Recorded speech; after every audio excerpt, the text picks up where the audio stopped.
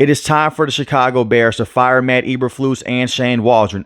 Caleb Williams got sacked 9 times against the New England Patriots, and not only just that, they lost against the New England Patriots, one of the worst teams in the NFL. And that's no disrespect to Coach Mayo, Drake May, and those guys. They lost this game 19-3. For context here, the reason why Caleb Williams got sacked 9 times, besides the fact that Shane Waldron's a terrible offensive coordinator, no Braxton Jones at the left tackle position, no Nate Davis either at the right guard position, even though he's been terrible when he's been on the field, and no Darnell Wright in this game. So you're dealing with a lot of injuries on the offensive line. But even when the offensive line was fully healthy this season, they did not look good. We're at the point now with Matt Eberflus. We saw you with a young, talented quarterback in Justin Fields. You wasn't able to get it done. We're now seeing you with a guy in Caleb Williams, who is a rookie. He's not playing the best right now. He's struggling. It's a learning curve to the NFL. And I do believe that he will have a bright future with the Chicago Bears if they can fix the offensive line. But Matt Eberflus is not a good head coach. He's a defensive coordinator or a linebacking coach only, and that's okay. But for you to go out there and to look unprepared against the Patriots is very upsetting. And I understand they're dealing with injuries. So let's take it back, because it may be a guy in the comment section that wants to defend Matt Eberflus. Look at what happened last week against the Arizona Cardinals. This team was not prepared. And right before half, the man goes out there. He's so worried about a Hail Mary because of what happened the week before against the Washington Commanders. You allow a 50-plus yard run to a backup running back in Amari for the Arizona Cardinals, and they ran through the Chicago Bears defense. Their rushing defense has not been good this season, and he's a defensive head coach. He's a former linebackers coach for the Indianapolis Colts, and he got high regard.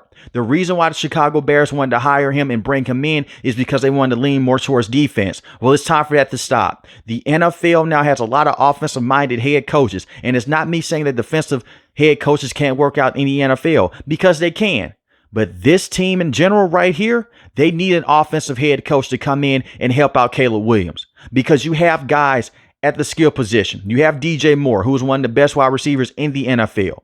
You have Keenan Allen as well. He's a veteran wide receiver. He can't stay healthy for a full season, but he's still an elite route runner at this stage of his career. And you have a very young player in Rome Odunze, who's also in his rookie season. They have young pieces on the offensive end, but they can't gel it in together because the offensive system doesn't work out. And this is the same song and dance that happened last year with Justin Fields when Luke Getsy was the offensive coordinator. And who is going out there and hiring the coordinators? It's not the general manager.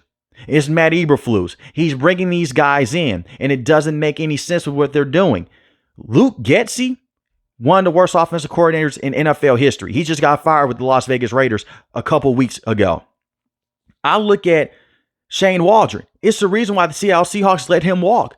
He's not a good offensive coordinator, but you bring him over. And on paper, with the talent that you have, you should be able to at least put up 20 points a game. They can't even do that on most weeks. And they went out there and they brought in DeAndre Swift, who is a very good running back. They get away from running the football and they put the football in Caleb Williams' hands. And I understand you may be saying, you know what? Caleb Williams is first overall pick. He was hyped up to be one of the best quarterbacks prospects of all time. Go out there and overcome this adversity. At the end of the day, he's still a rookie. What he did in college doesn't matter anymore.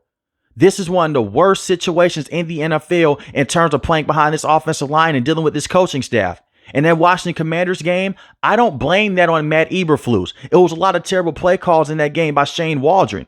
What happened in that game against the Commanders, Tyreek Stevenson, who was a very good cornerback, by the way. Don't get it mistaken. Just because he had one terrible play doesn't mean that he's a terrible player. He's out there. He's not focused in. He thinks the game is already won. He tips the ball up. They get the Hail Mary off of it. Matt Eberflus has lost the locker room. And Tyreek Stevenson, I look at him, immature play. You have to bounce back for that, or you have to move on from him as well. They benched him. He was upset in practice. He pulled himself from practice. You don't do that. It has to be some accountability here. And right now, it's not accountability with the Chicago Bears. It's no accountability on the offensive line. It's no accountability in the locker room at all on the offensive end. They need to bring in better coaching. And Matt Eberflus, maybe down the line, he can be a very good head coach. But right now, he's in over his head. And the reason why I'm upset about this, the Bears have done this with Mr. Trubisky, even though he was a terrible quarterback. They put that kid into a bad situation with Matt Nagy, who was a terrible head coach. Justin Fields, his rookie season, he did not play all the games. You had Andy Dalton, then you slide him in because the fan base wanted to see him. He was not able to fully succeed because you had Matt Nagy, and then you also bring in Matt Eberflus. Let Ryan Poles go out there and let him pick his own guy, because Ryan Poles has done a phenomenal job so far with the Chicago Bears by getting the right draft compensation, by moving on from that first overall pick a couple of years ago and allowing the Carolina Panthers to get Bryce Young. The reason why they're in the situation to pick Caleb Williams and Rome Odunze and to have all this cap space is because of him. Let him go out there and bring in the right coach. And maybe it's a coach like Ben Johnson, the offensive coordinator from the Detroit Lions. But I'm watching Caleb Williams back there. He looks like a young Andrew Luck with the Indianapolis Colts. I'm not talking about throwing the football around. I'm talking about getting hit and beat up repeatedly. His body's not going to be able to hold up. I don't care who you are. I don't care if you're Big Ben, Andrew Luck, whomever, John Elway. If you get hit repeatedly over and over again, even though the rules have changed, you're eventually going to run into an injury. And we saw this last week as well. Matt Eberflus should have got fired last week. He had Caleb Williams in the game late. The game is out of hand. You kept him in the game and he hurts his ankle. Now, let's just say if he was going to go out there and be out for the rest of the season because of that, that's a fireable offense. I know the Chicago Bears, they want to be nice. They want coaches to finish out the season.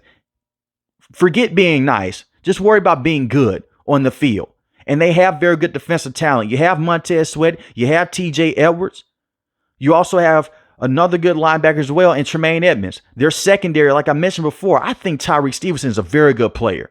I know a lot of Chicago Bears fans right now, they're side-eyeing him because of what happened against the Commanders, but I'm telling you, he's a very good cornerback. He's had a lot of good plays this season and last season as well. Jalen Johnson is a very good cornerback in his own right. He's a top cornerback in the NFL.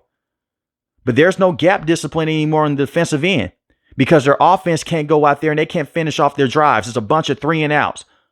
And Caleb Williams is not this turnover machine either. And I will say this about Caleb Williams.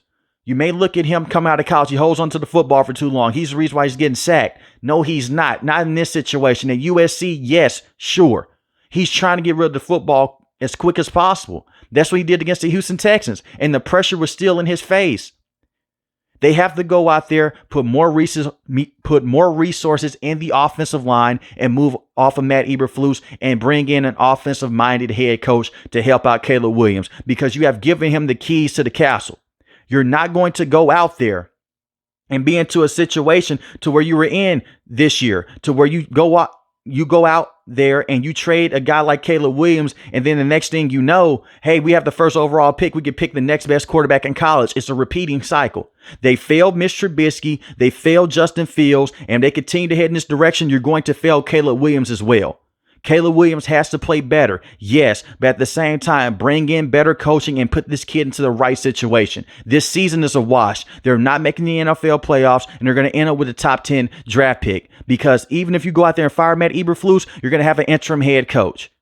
And it doesn't fix the offensive line problems right now. They need a brand new offensive scheme, and they need to dial down that connection with DJ Moore and Caleb Williams, who has also been acting like a diva as well. I'm seeing DJ Moore go out there, take his helmet off his head, roll his eyes, walk off the field. There's no explanation for that. You have to be better as a true number one wide receiver in the NFL, especially as a franchise wide receiver. And DJ Moore has been phenomenal in the past. He's played with quarterbacks like Sam Darnold, Baker Mayfield, Teddy Bridgewater, Cam Newton, and he's always put up good numbers.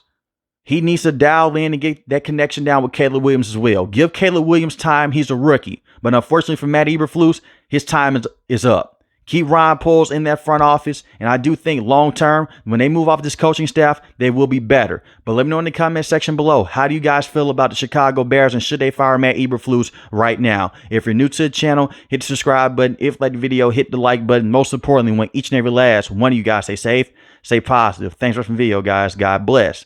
Peace.